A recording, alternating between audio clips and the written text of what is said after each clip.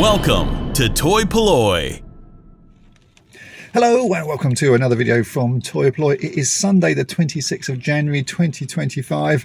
It's cold, it's wet, it's windy, it's a fairly miserable day, but I'm back here at the Bath West Showground because it is the Bulldog toy fair. First one for me of the year. I'm really excited about it. I have quite a list of things that I need to get for projects, and there's also a few things that I'd like to get for my collections. So let's just go on in and see what we can find today.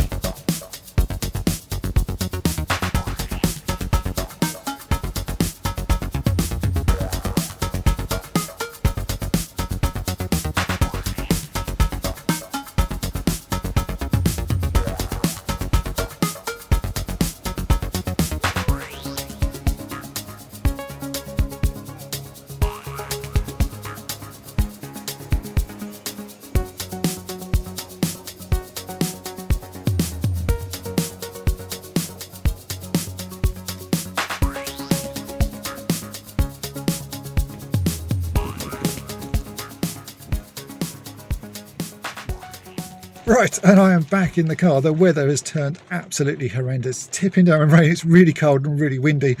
But it was a really good toy fair. Loads of people to see, loads of people to chat to, and loads of good toys to look at. I haven't bought a huge amount of stuff, but what I have bought is really nice pieces and some things that I wanted for my collection, and also some bits for projects that I'm working on, which is always good. So let's head on back to toy-polloi, get out of this rain, and I'll show you what I picked up. Right, I am now back at toy-polloi. I have to say the weather was pretty awful today, but that didn't stop people going, and it didn't stop stall holders going. There was an awful lot of stalls there. I've never seen so many people selling Hot Wheels before. There were so many stalls with Hot Wheels cars on there. It must be a boom that I'm just not aware of, because yeah, it was a lot of Hot Wheels, but there was still lots of good stuff in between.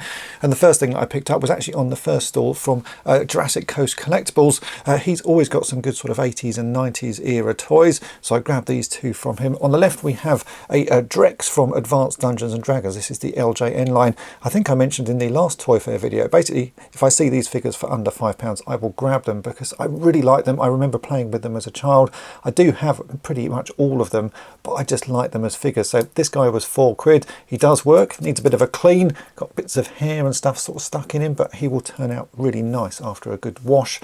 There was also this guy on the store, which was a Transformers Generation 1 Kickback, the Insecticon. I've actually got quite a few of these now, and you'll be seeing a video on these guys very soon on the channel, because you can see he has one very common problem, and that is the antennas are always broken off, and I've just worked out a really easy way to fix those.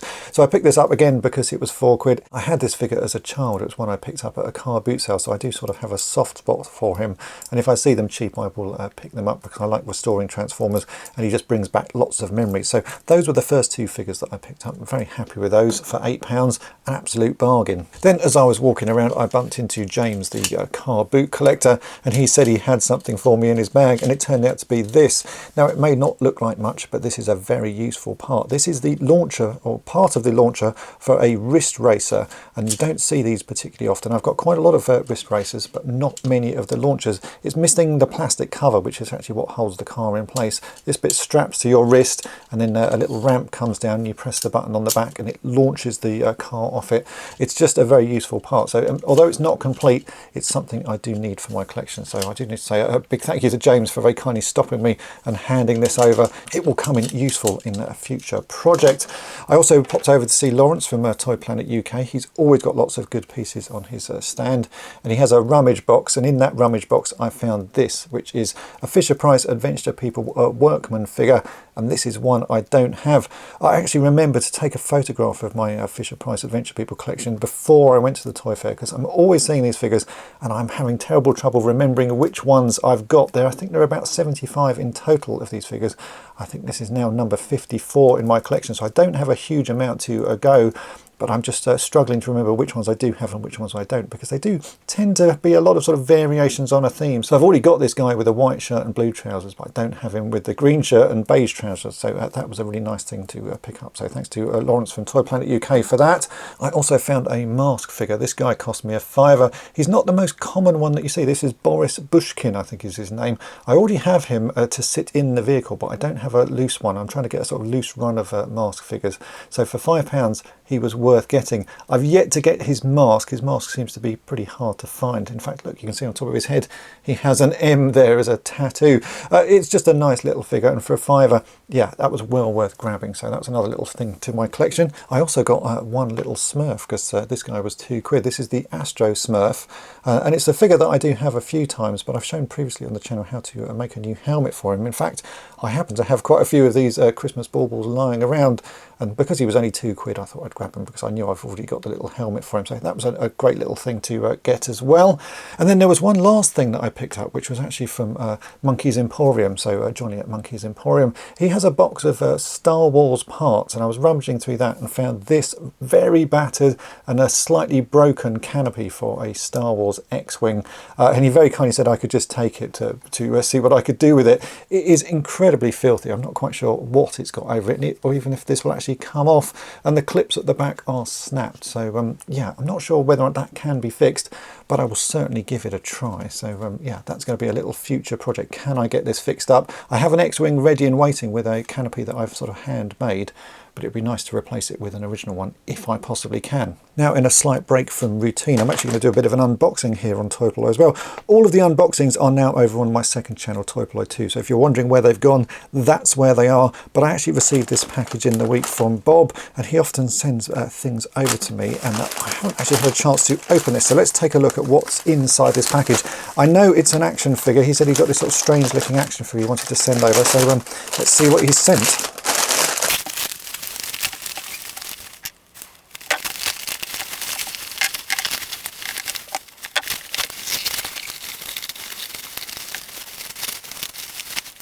Okay, so this is what was in the package. We've got a couple of Star Wars vehicles, one a modern thing and an AT-AT. These look like micro machine sort of size things. Those are pretty nice, but the main thing was this, and this is Hypnos. He is the enemy to Pulsar, and he has a sort of hypnotic disc in his chest. In fact, if I press this button on his side, that disc should spin round, and he should generate sparks if I can get him going fast enough.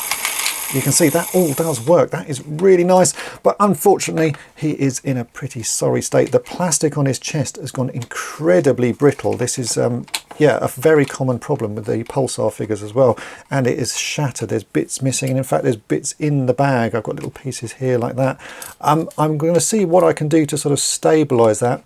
Maybe sort of bit of plastic weld just to glue some of the pieces back together, but there's not a lot you can do. There are big chunks of it missing, so it's a rather battered and beaten up figure, but actually it's one that I don't have, so I would certainly see if I can get this looking sort of half decent and in a displayable state. Maybe one day I can find a replacement, but that is really cool, Bob. Thank you ever so much for sending that over. It's not a figure I have, but one I've always wanted. So there we go, that is it for today's toy fair, toy hunting video. It was a really good fair, and although I didn't come back with huge amounts of stuff, the pieces that I managed to find are really nice and things that I do want to add to my collection. So it's always pleasing to come back with at least something. If you were missing out on the unboxing videos, then as I say, do head straight on over to toy-polloi 2. That's where you'll find all the unboxings, plus a whole load of other really cool videos and extras that you won't be seeing here on toy-polloi, so do go and check that out. If you've enjoyed this video, then make sure to hit the subscribe button and tap the bell to be notified each time I upload a new video. And if you'd like to help me out here at toy-polloi, then why not think about becoming a Patreon of the channel. You get early access to all of my restoration videos, plus access to an exclusive video series called On the Cutting Mat. So have a think about that, and thanks for watching. Thanks for watching toy-polloi. Subscribe for more great videos.